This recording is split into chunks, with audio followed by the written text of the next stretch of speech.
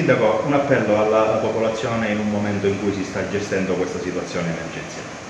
È stato attivato il COC comunale e sono intervenute tutte le istituzioni, carabinieri, polizia, vigili del fuoco, vigili urbani, tutte le autorità, si è intervenuta la protezione civile regionale e provinciale, si sta facendo il massimo per mettere in sicurezza l'intero territorio, si sta intervenendo e si è aperto l'ufficio di solidarietà sociale del comune di Licata con gli assistenti sociali, con il numero che è stato messo a disposizione affinché ogni emergenza possa essere facilmente segnalata. L'invito che faccio ai miei concittadini è non uscire di casa se non è strettamente necessario, per garantire e aiutare i soccorritori a dare soccorso dove effettivamente ve ne fosse di bisogno. Quindi li ringrazio anticipatamente, cortesemente, rimanete a casa.